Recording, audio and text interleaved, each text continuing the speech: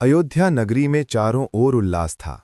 राजकुमार राम का राज्याभिषेक होने वाला था। राजा दशरथ ने आदेश दिया कि कल से अयोध्या का शासन मेरे राम संभालेंगे। पर किसे पता था कि यही रात राम के जीवन की सबसे बड़ी परीक्षा लेकर आएगी। राजमहल के अंदर रानी कैकई की दासी मंथरा ने उसके मन में जहर घोल दिया। उसने कहा, महारानी, अगर राम राजा बने तो भरत का क्या होगा? मंथरा के शब्दों ने कैकई के हृदय को कठोर बना दिया। उसने अपने 2 वरदान याद किए जो राजा दशरथ ने कभी उसे दिए थे। अगली सुबह जब राजा दशरथ खुशी खुशी कैकई के कक्ष में पहुंचे तो कैकई ने कहा, राजन, मैंने आपसे 2 वरदान मांगने का समय आ गया है। पहला, भरत राजा बने, और दूसरा, राम को 14 वर्षों के लिए वनवास भेजा जाए। दशरथ स्तब्ध रह गए। आंसू उनके गालों से बह निकले। उन्होंने कहा, कैकई, तुम मुझसे मेरा प्राण मांग लो, पर राम को मत छीनो। लेकिन वचन का बंधन राजा के लिए धर्म था। जब राम को ये समाचार मिला तो उन्होंने शांत स्वर में कहा, पिता ने जो वचन दिया है वो मेरा भी वचन है। सीता ने कहा, जहां पति वहां पत्नी का स्थान है, मैं भी वन जाऊंगी। और लक्ष्मण बोले, भैया, मैं भी आपके साथ रहूंगा। तीनों ने साधारण वस्त्र पहने और नगर छोड़ने को तैयार हुए। सारा अयोध्या रो रही थी।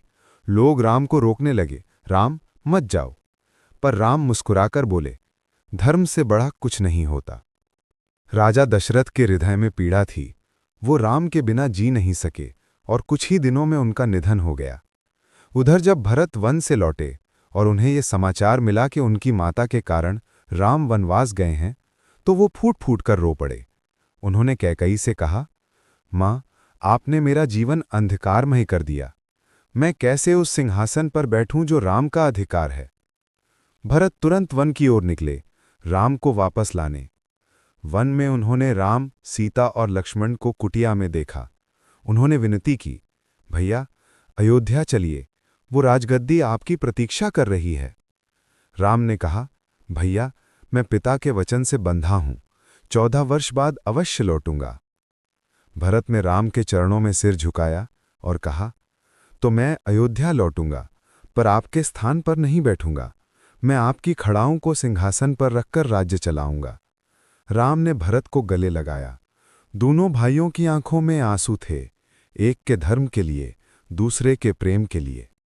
भरत खड़ाऊं लेकर अयोध्या लौट आए और राम के लौटने तक साधु जीवन व्यतीत करने लगे।